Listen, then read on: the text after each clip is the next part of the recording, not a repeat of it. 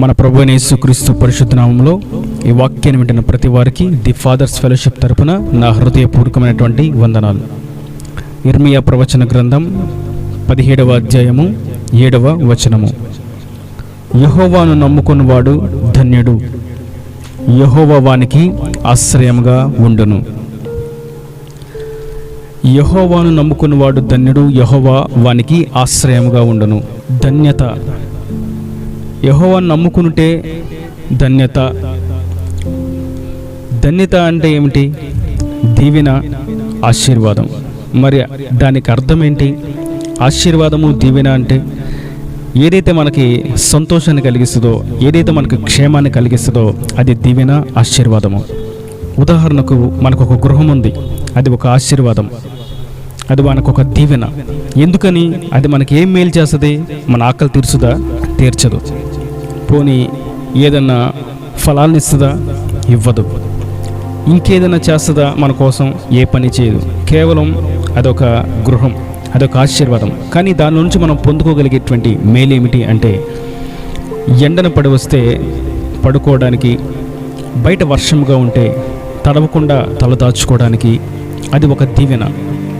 లేదంటే మనం ఒక వస్తువు కొనడానికి వెళ్ళాం, ఉదాహరణకి ఒక మొబైల్ కొనడానికి వెళ్ళాం. అనేకమైనటువంటి మొబైల్స్ ఉంటాయి, చైనా మొబైల్స్ ఉంటాయి.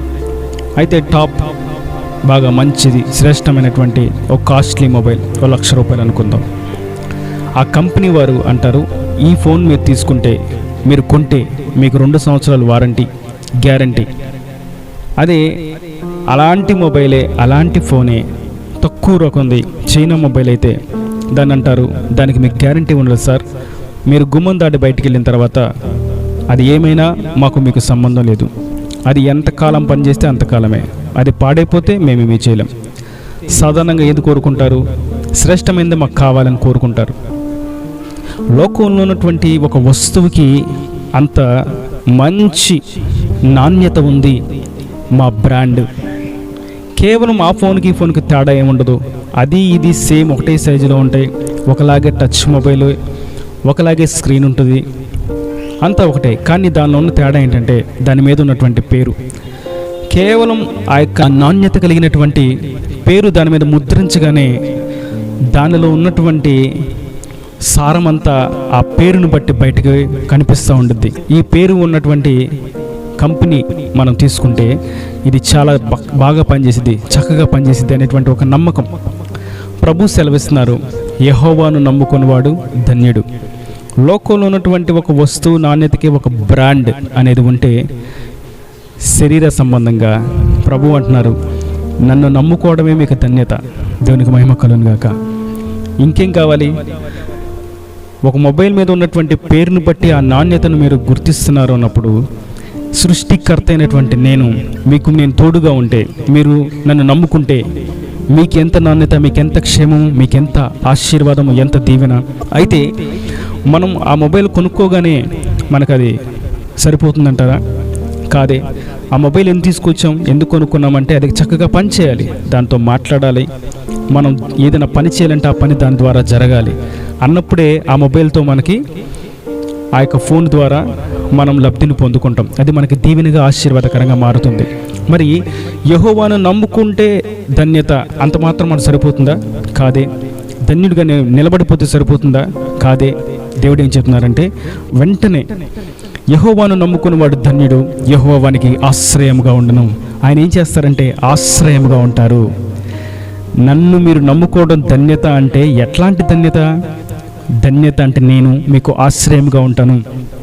ఇల్లు కొనుక్కుంటే ఏంటి లాభము, ఏంటి ధన్యత, ఏంటి ఆశీర్వాదం అంటే అది మనకు ఒక ఆశ్రయము.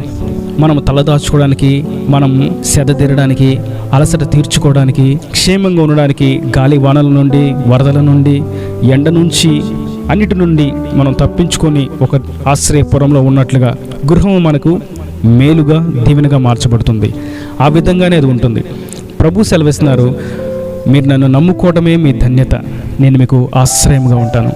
యెహోవా ఆశ్రయంగా ఉంటే ఈ లోకంలో ఉన్నటువంటి ఒక గృహమే, గాలి నుంచి నేను మీకు ఏ ఒక్క ఇబ్బంది కలగకుండా నేను కాపాడుతాను, నా గోడల ద్వారా ఎండ నుంచి మీకు కాపాడుతాను, నా పైన కప్పు ద్వారా.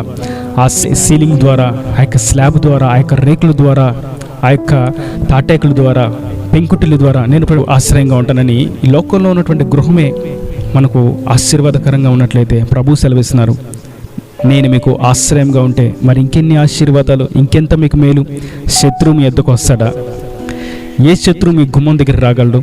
ఒకవేళ సాతానుగాడు గుమ్మం దగ్గరికి వచ్చినా ఆ గుమ్మం దగ్గరే డోరు కొట్టి ఆ యొక్క గోడను కొట్టి వాడి వల్ల కాక, వాడి చేత కాక వాడు అటు నుంచి అటు వెళ్ళిపోవాల్సింది తప్ప ఆశ్రయపురమైనటువంటి యెహోవాను దాటి ఎవ్వడు లోనికి రాలేడు. దేవునికి మహిమ కలుగును గాక. అందుకే ప్రభు అంటారు కీర్తనల గ్రంథంలో, ఇది మొదలుకొని ఇజ్రాయేల్ చుట్టూ, నేను వారి చుట్టూ, నన్ను ఆశ్రయించిన వారి చుట్టూ నేను ప్రాకారంగా, అగ్ని ప్రాకారంగా ఉంటానంటే ప్రభు సెలవిస్తున్నారు. ఆయన ప్రాకారంగా ఉంటే ఏ చీకటి క్రియలు, ఏ సాతాన తంత్రములు మన దరికిచ్చారు. యెహోవాయే మన ఆశ్రయం. ఈ మాటలు వింటున్న ప్రతి వారిని యెహోవా ఆశ్రయంగా ఉండి వారిని దీవించి ఆశీర్వదించిన గాక. ఈ మాటల ద్వారా దేవుడు ఉత్తేజింపచేసినందుకు దేవునికి కృతజ్ఞతాస్తుతులు చెల్లిస్తూ ఈ నా దేవుని మాటలు ప్రతి వాని హృదయంలో నిరకట్టి ఫలింపు చేయను గాక. ఆమెన్. God bless you.